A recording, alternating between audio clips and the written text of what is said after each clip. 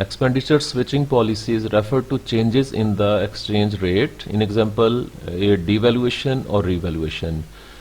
Devolution اور revaluation کی policies کو ایکسپینڈیچر سوئچنگ پالیسیز کہا جاتا ہے، اور ان کے نتیجے میں ملک کا ایکسچینج ریٹ اس میں تبدیلی آتی ہے، ایکسچینج ریٹ چینج ہوتا ہے۔ ڈیویلویشن سے مراد یہ ہوتی ہے کہ جب کوئی ملک اپنے ملک کی ڈومیسٹک کرنسی کی بیرونی ورث کسی فورن کنٹری کی ایک کرنسی کے مقابلے میں یا ایک سے زائد کرنسیز کے مقابلے میں ڈیلیبریٹلی یا ارادتاً کم کرتا ہے، تو ایسا کرنے کے پروسیس کو ڈی ویلویشن کہا جاتا ہے۔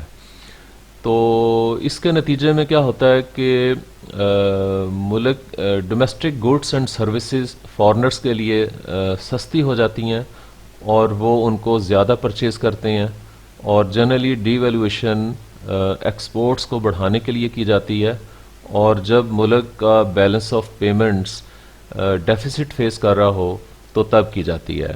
بیلنس آف پیمنٹس میں ڈیفیسٹ سے مراد کہ جب ملک کی ایکسپورٹس کم ہوتی ہیں اور امپورٹس زیادہ ہوتی ہیں۔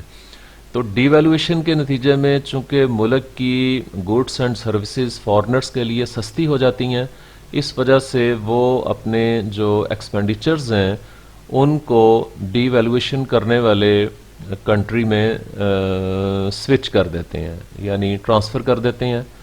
تو یہ اس وجہ سے اس کو ایکسپینڈیچر سوئچنگ پالیسی بھی کہا جاتا ہے، اور ڈی ویلویشن کی وجہ سے ڈومیسٹک پروڈکشن بھی انکریز ہوتی ہے۔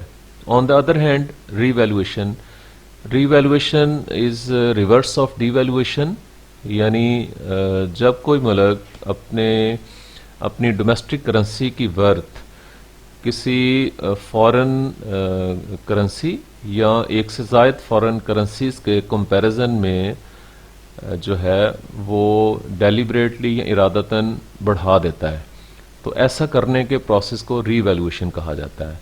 اور ری ویلویشن صرف ایک حد تک کی جا سکتی ہے۔ تو ری ویلویشن کے نتیجے میں جو ایکسپورٹس ہیں وہ کم ہو جاتی ہیں جبکہ امپورٹس زیادہ ہو جاتی ہیں۔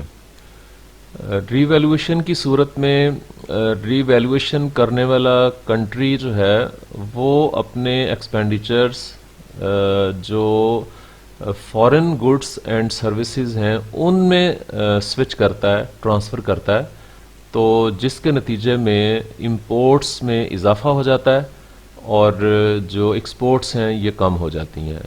اور ری ویلویشن جو ہے یہ جنرلی تب کی جاتی ہے جب ملک کا balance of payment surplus face کر رہا ہوتا ہے۔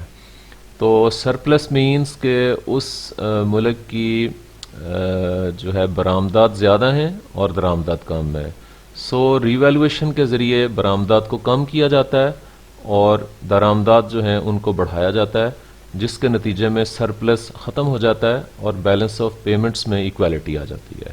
تھینکس۔